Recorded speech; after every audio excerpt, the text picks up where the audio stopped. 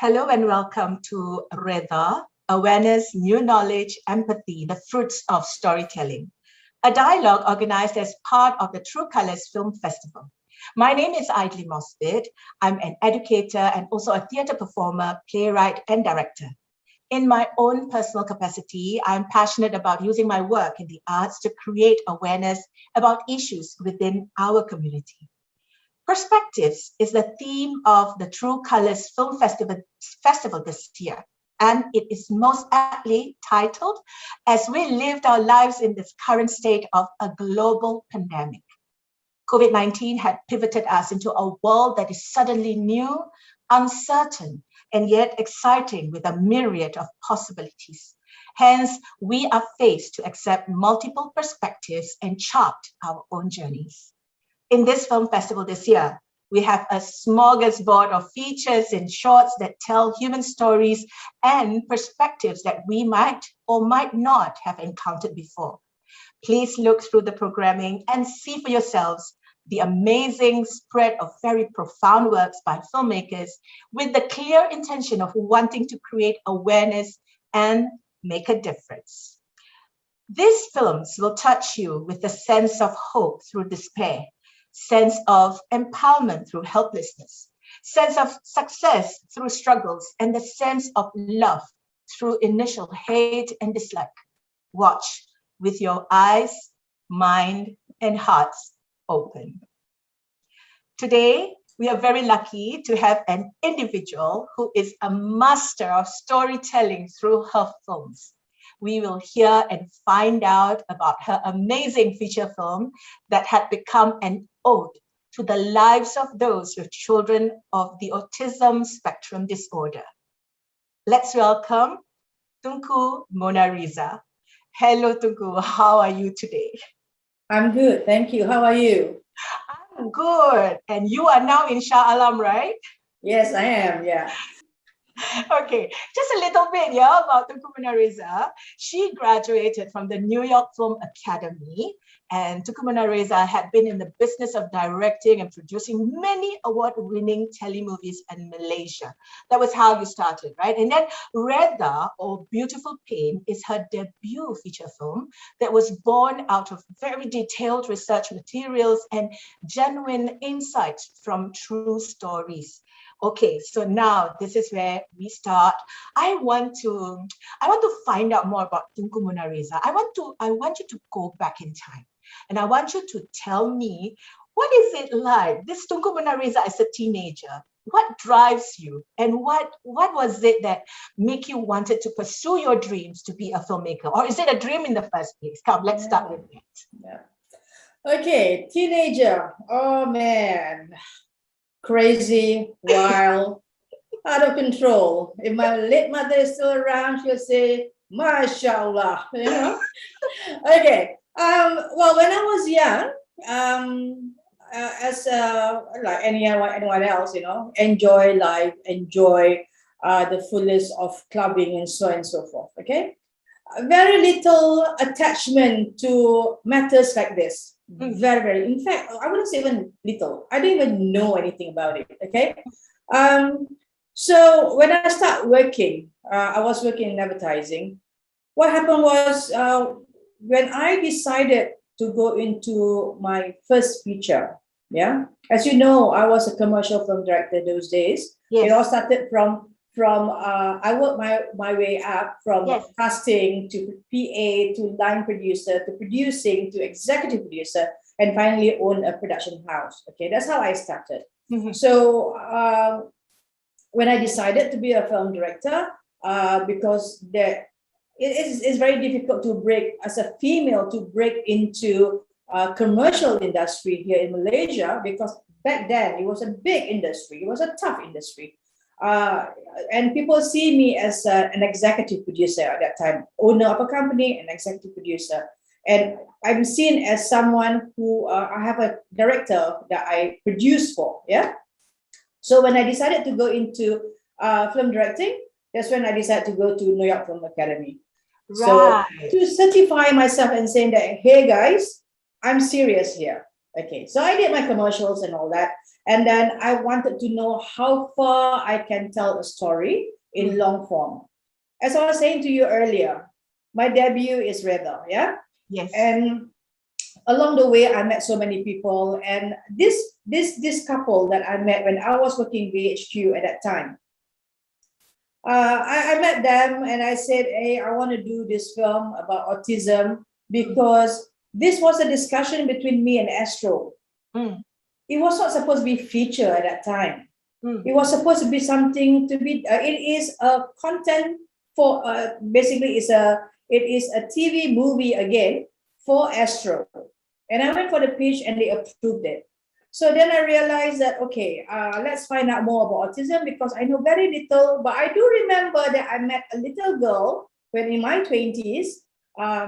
This girl, very cute little girl, and I remember the word autism. So I went back to my client. I said, hey, let's chat. I want to talk about autism. I said, then of course the couple straight away said to me, I said, Mona, do you have a child under the spectrum? I said, no. It's I just need to know a little bit more about autism.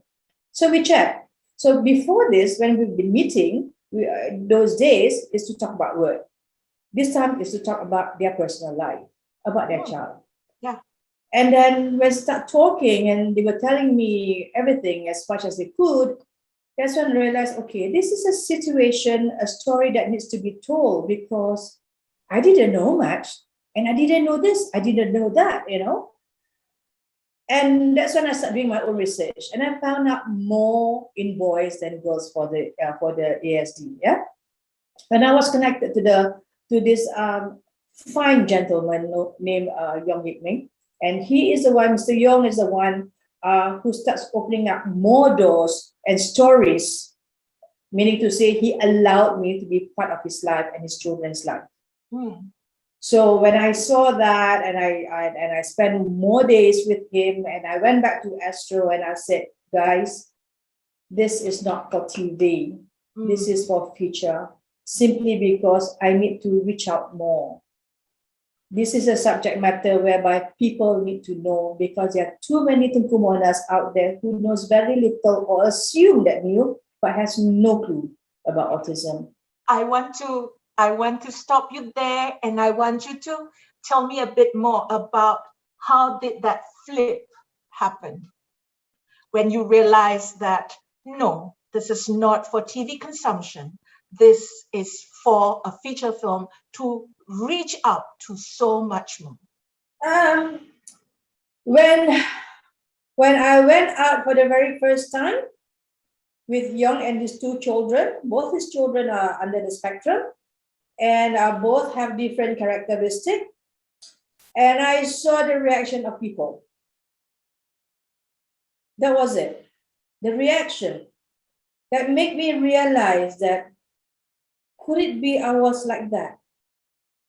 I hear from you that I think you have this instinct. It's a natural instinct in you to see that, hey, there's a story in there. Yeah. There's a story that needs to be told. Yeah. So I want to find out, what's your take on storytelling? How was it that, how did you get this inkling? How did you know that this was something that you want to talk about? You want the story to be told? Okay, before autism, before Redo, before autism, I have always been keen to watch films that is based on true story. Okay, I've always enjoyed. Not that I don't enjoy all those commercial kind of films. I do, But what hits me more, that attracts me, that I could glue to myself to a monitor or a TV or whatever format, is based on true story. Okay, and then I realized based on true stories usually it has always been like a message that needs to be said out openly. It's as though it is in the box that needs to be unfolded. It needs to be said out. So that's how I see a lot of based on true stories. And also I said this to my husband. I said, if I ever do my first feature, I've got to do something that my children are proud of, meaning to say, should I not be around anymore? And one day, my children have conversation with someone else of my generation, of my age. And then they start talking and say, so what does your parents do? Or what does your mom do? And they say, oh, my mom used to be a film director. And what film? And Redha. I truly hope that that person who says, oh my God, I'm so glad she did that, because it has brought some meaning to my family.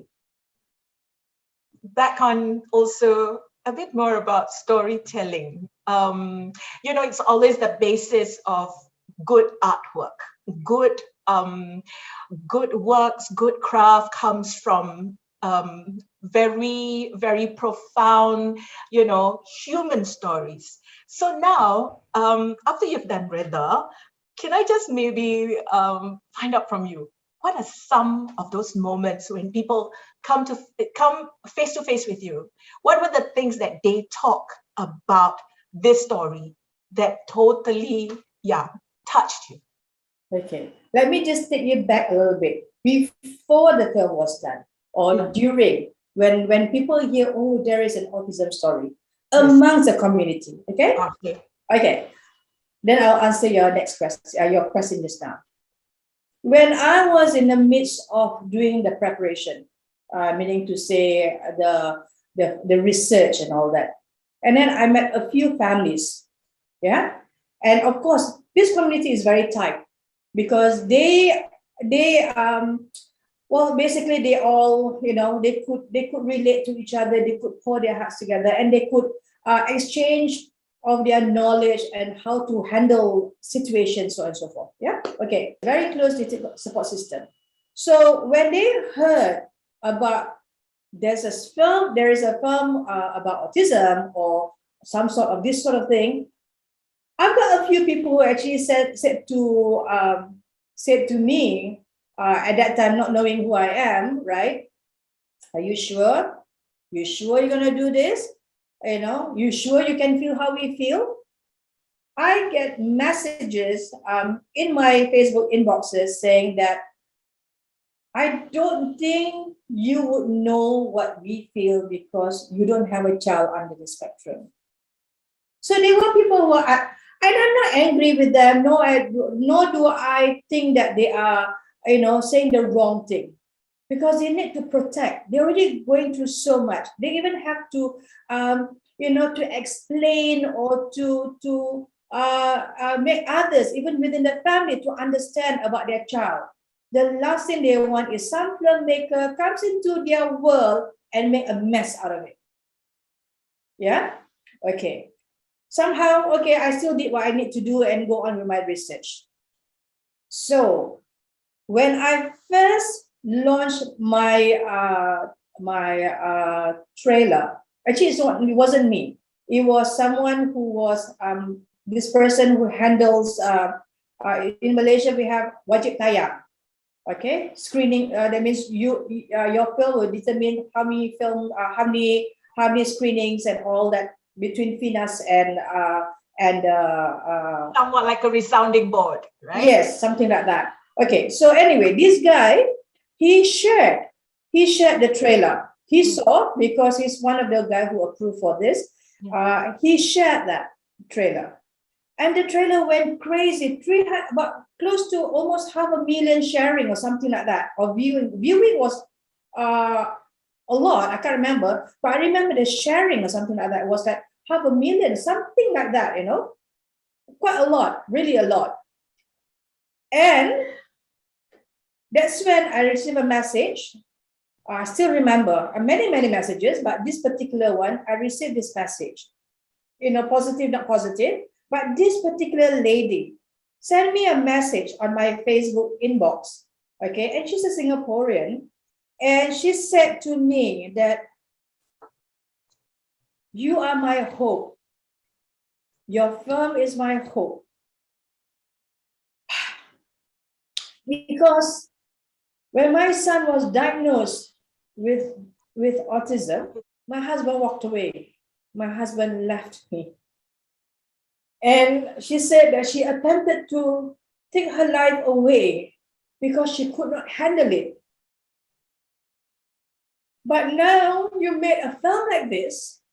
You have made me realize that maybe there is a reason why my life was not taken away when I attempted to take my life away. Oh, I hate this. I hate this. Take your time. Take your time. No worries. Okay. So that put a bit of pressure on me, yeah, while I was doing the editing. So when we released the trailer, a lot of things become positive. The one who was unsure of me became so positive that they were so looking forward, and they realized, I said, okay, for once there is someone who's listening to us. So that made me realize that, okay, I hope I'm on the right track, because it was so nervous. Not nervous because I do not know what the audience is going to feel like towards my film. It's because, am I on the right track? Am I making this film so that people who are in this community will feel more at ease and come out and say, hey, we are not alone. Yes. So yeah. So coming back to your question, you asked me that just now. What was it? It's about what were the responses that you remember receiving when you actually had Reda out. Oh, by the way, it's nice to know that that person was a Singaporean who gave you that message. And yeah, I hope she gets to watch this too. Yes, she did. Okay. I met her. I met her, and she watched the film, and we hugged. Amazing. And we didn't say anything. We didn't even talk about it. Yeah. After the film was released and it has traveled, meaning to say that time was just Malaysia, yeah.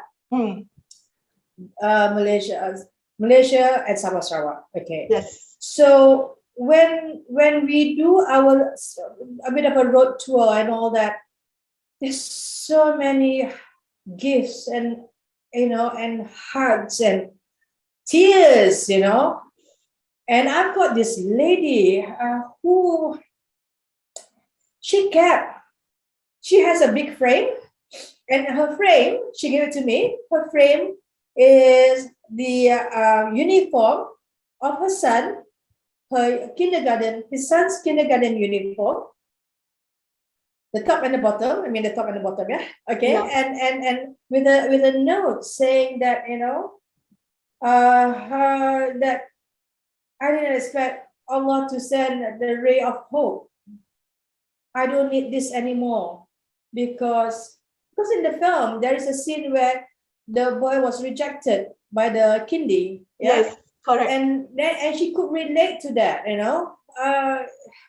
When I saw that, it was like, it's true, it's real. This is it, right? This is it, yeah. This is it, and I'm glad. I'm glad that this is the path that I was given. This is a path that I was chosen to be part of this. Okay, I have to stop you there, because now, again, we are going to go into something also related to that, a path that you are given, okay? I want you to tell me more about the word Reda, okay? The word Reda, it's beautiful pain is what you would say it. It's a nice term that you can coin to talk about the movie, but the word Reda doesn't really have an English equivalent.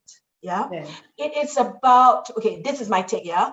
It's about accepting something that might not be the best of things, yet you accept it because you knew that God had good intentions giving this gift to you. That is my take. What is your deconstruction of that word, Reda? Reda is to accept something wholeheartedly.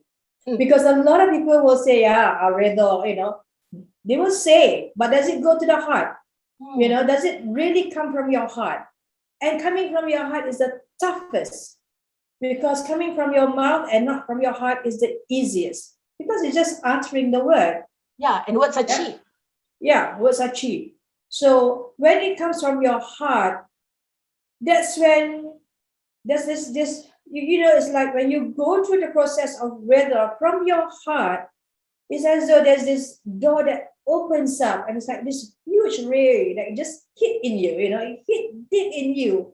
And regardless whatever happened, you will say, yes, it hurts, but hey, it's not that bad. It's not that bad. You could accept that. You could accept the situation. You could accept whatever that you're going through. Irregardless, you know, this is the word rather is a situation where irregardless whether you are in the community, whether it's related to autism, or it could be just any other situation, because if you don't go through that process, you will be stuck in a denial mode. Okay, because when you're in denial, you do not say out, but your actions says that you are in it. I think you have put it very beautifully, to accept wholeheartedly. And yeah, because I think what you have done, you yourself, you had been very ready to actually, you know, take this very big role, this very important role to carry, because this is what I think of, you know, when artists puts out a personal mission, you know, to do something that is not just for themselves, but for the good of humanity, you carry the burden of the world on your shoulders. Yeah. And I'm sure going through that process was not easy. No, because at the end of the day, I keep on saying to myself that, because you know what, doing the research, you see a lot of things, you experience a lot of things, yeah. And you keep on saying, I'm doing this film, right, so that this family, when they go out, as simple as going out to the mall, it's going to be easy for them. Should a child behave, you know, they have their meltdowns, a little bit of tantrum, and then others will say, oh, okay, I've seen this in the film, and it's autism, you know, it's not bad parenting, it's not poor management of a child, or, you know, disobedient child or something like that, or pure spoiled brat, you know. So yeah, that was my main intention. I mean, it sounds very simple, but it was a big thing for me, you know, it was a big thing.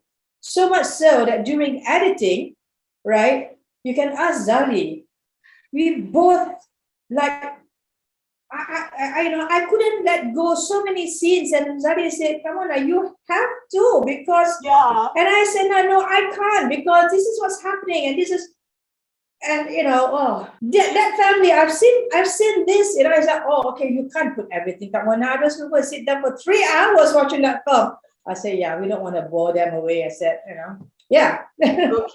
Okay. Now this is where it gets exciting, okay? Because this is my own personal favorite topic to talk about, your collaborators in this film. Okay. These people are what I call Malaysia's top tier acting talents. First, you have Namron as Razlan. You have Jun Lo Jong. You have child actor Harith Haziq. Nadia Nisa, which I thought was, wow, Tunku Mona, you actually made my dream come true. I've always thought Nadia Nisa looked like Jun. And I was like thinking they have to be cast in a film together. And then, of course, you have Susan Lancaster, Remy Isha, and veteran actress Rumina Siddiq, and so many more. Please tell me, how was the casting process like? Okay, Namron, I knew him from Parit Jawa. Yeah, and when I see this character Razlan, and I want him to be in a place that is far away from KL. So I chose, and I want the environment, the water, to be part of the character in this film. So those are the few elements that I say I must have. And I say I want dolphin. Why dolphin? And there's a reason because why I chose dolphin. Yeah, because dolphin is an intelligent character, you know, react to sound and things like that. Yeah. So when I was doing the script together with my writer, which is my writer is Azrael. Yeah. So I said these are the elements that I must have. And then I went through like a few of these actors and all that, and I say, okay, I want someone who is in terms of look, that is Namron, I'm sorry to say this, but not Mr. Tall, big, macho kind of person. But of course, today Namron is a macho guy. Okay, yeah, with his various looks and all that. Okay, so I had that. I had him in mind, but I was going through with others too.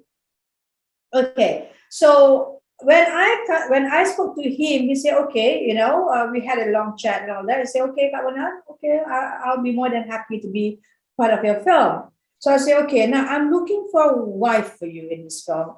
And the few names, he suggested a few names, not his wife, a few other names. And then I went through my own searching too with my casting person. And I met a few, to be honest. Yeah, I met a few. In fact, before Namron, I also casted a couple. Yeah, and I actually exposed a couple to the autism therapy 2 session. But somehow, not the right fit. Yeah, it's nice. They're great. They are good actors and actresses, but not there. It's like, okay. Okay. So anyway. Saw a few actresses, chat with them and all that. Say, oh man, no, I can't. I just need someone that is, you can feel that person is, yes, they are great actors and they are gorgeous, they are this, that, and the other. But you know what? That X factor that you're looking for, you can't describe it. For me, sometimes it's very difficult. I think I would call it salt of the earth. They are almost, nondescript, but yet someone, they're real. They feel like real people that you quickly, you're not going to be distracted by frills, beauty, brawn, whatever. That represent everyone else out there. Every other man. Great. Yeah. Every other man, every other woman. Okay.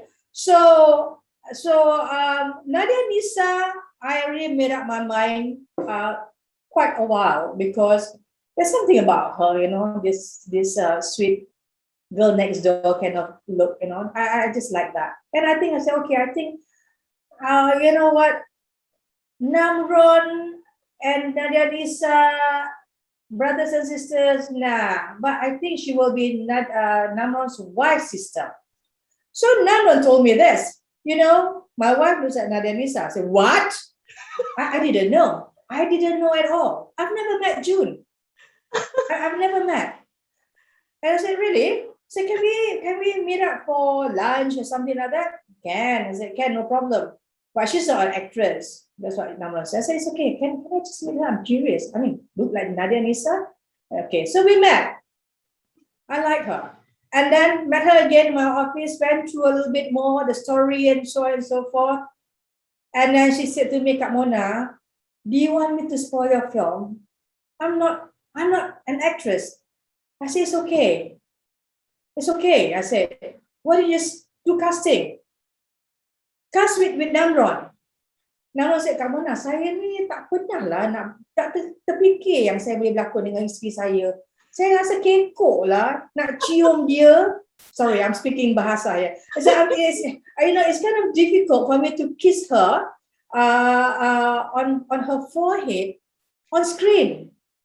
Because I don't blame him, simply because this is certain things you do not do it openly. You love someone, but this is, and the wife is an actress, and it's something that I don't blame him. Okay, I don't blame him.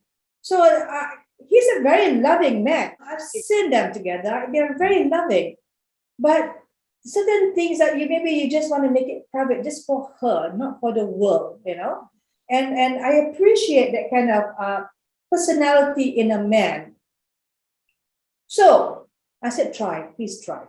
So we did the casting. Okay, done. After that, I said, you know what, June, go home, think about it. I give you a few nights to think about it and let me know. If you say no, I look for someone else. If you say yes, we'll go through together. Okay. So 2 nights later, she called. She said, okay, I'll give it a try. But I'm scared I might disappoint you. I said, no, I'm sure you'll be all right. I said. So when I saw that was, and then I spoke to Remisa, okay? The man always hold lead role.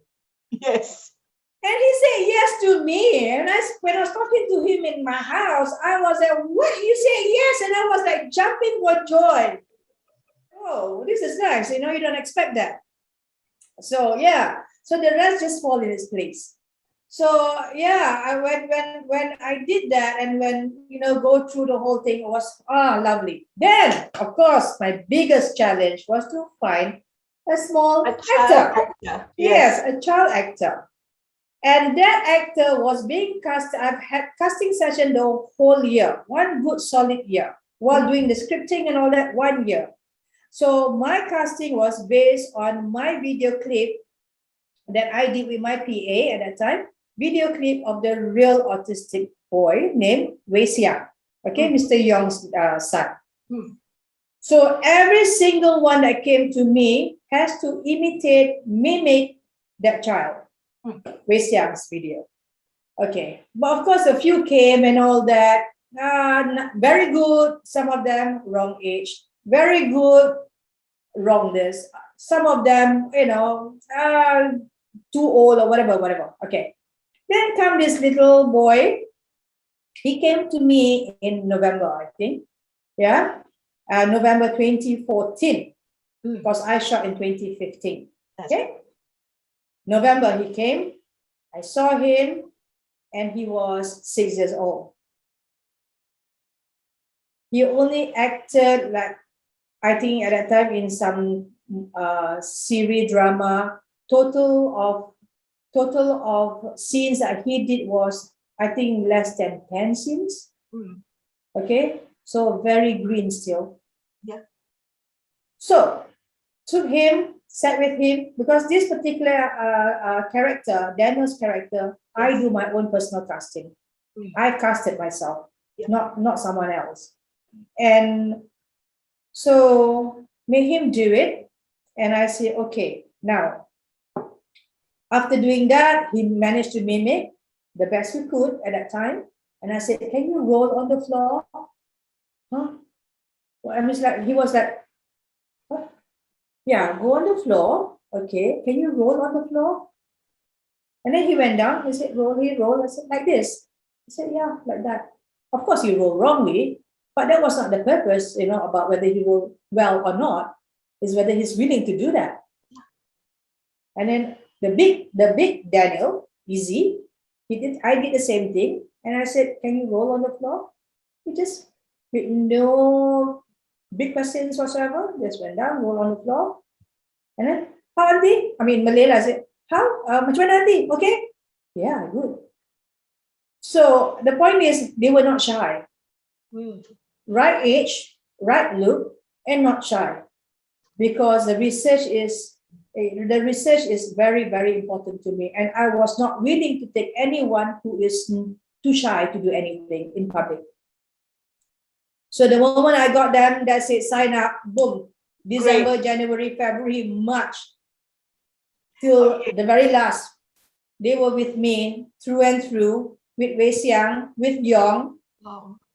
And day in, day out, do what Wei Xiang did. Exactly that. So that was my training.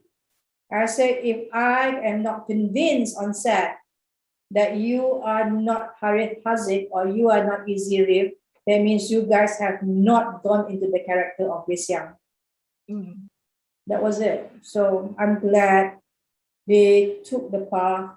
I'm glad they accepted the role, because they have been every now and then even send to my husband or send to me videos of, they say, oh, maybe he is autistic, in whether they are in the train or whatever, whoever they see.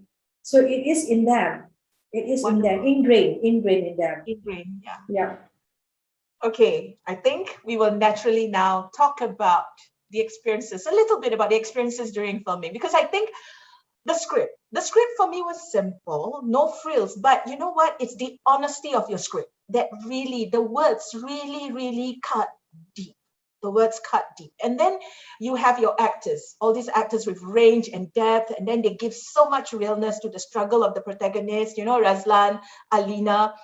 I want you to just maybe recall a few moments when you were, you know, doing the filming, you know, few profound moments that you experienced during the filming of Reda. Profound. I mean, the key word was stress. Stress. It was very stressful. I enjoyed every bit of it, but I was so scared and worried whether I could hold the whole thing together. Look, I mean, this is my first baby, yeah, for feature length, for feature film. And the subject is an easy subject. Yeah. The responsibility is so heavy for me. There are many filmmakers who says out there, it's not our responsibility to educate. To me, it's like, well, you know, I beg to differ. If you have the expertise and you can, along the way, tell a story, narrate a story, and educate, why not? If you can be the bridge between the filmmakers and the people or the subject that is so important to them, why not? Right? That's my belief.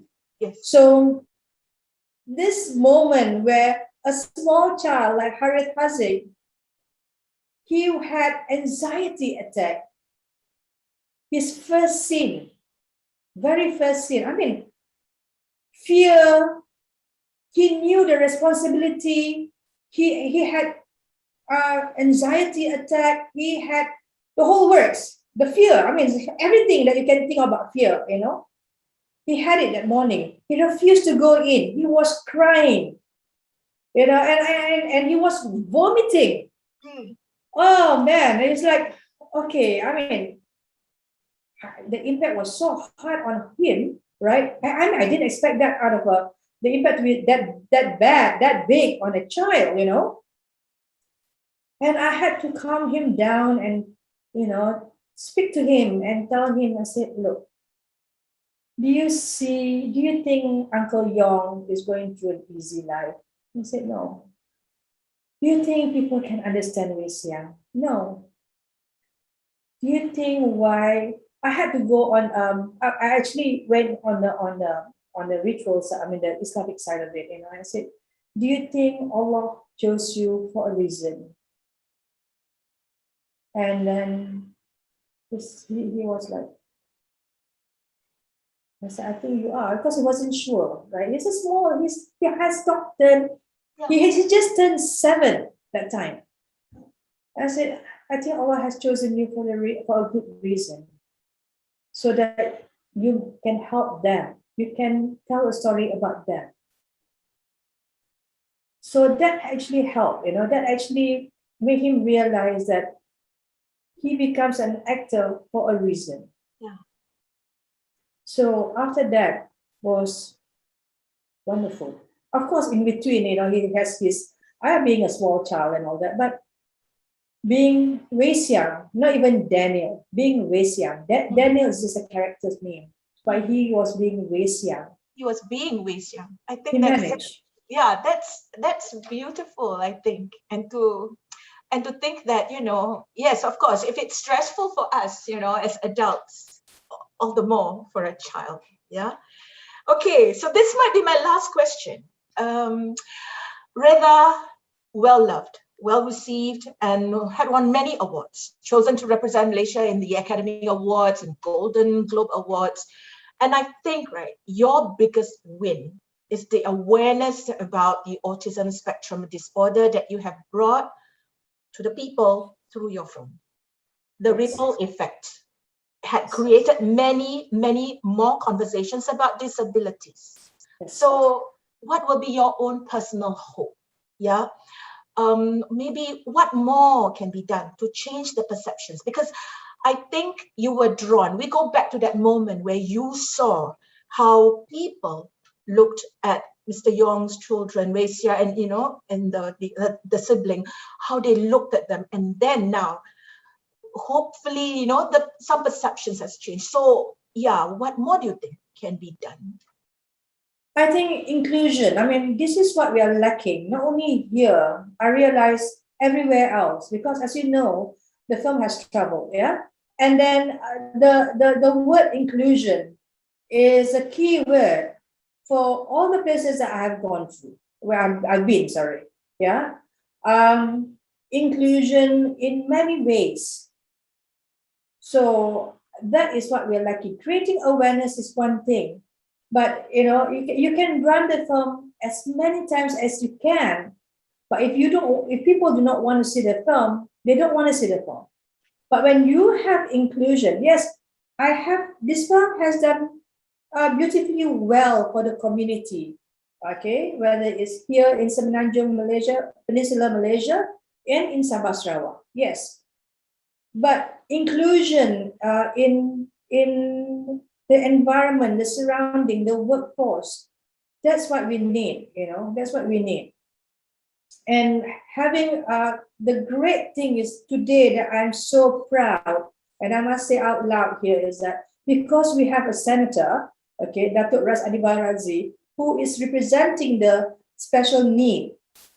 So the voice has been taken one step further, right? So because of that, I hope my hope is this, that the further we can go, the more inclusion we can have, the greater the awareness and acceptance will be created. Yeah.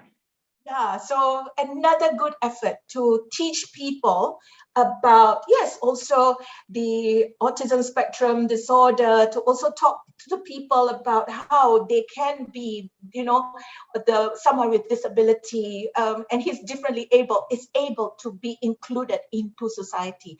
So great that you have chosen the word inclusion, because that's also why we do the True Colors Film Festival, I guess, right? Right. So yes. Thank you very much. Any ending words that you want to say to all the audience watching, Reda? To all of you who make time to watch my film, I hope I have not disappointed you. And I hope when you come out after watching the film, after it's a cinema, then I realize, oh no cinema. Okay, after watching my film, I do hope that there's something in you that you get out of this film that hold close to you, and that you would share to others who did not get a chance to see this film. Because at the end of the day, we're in for one thing and one thing only: creating autism awareness. Thank you. Thank you, everyone. Ladies and gentlemen, that ends our talk today with the extraordinary Tunku Mona Riza. Thank you. Thank you so much.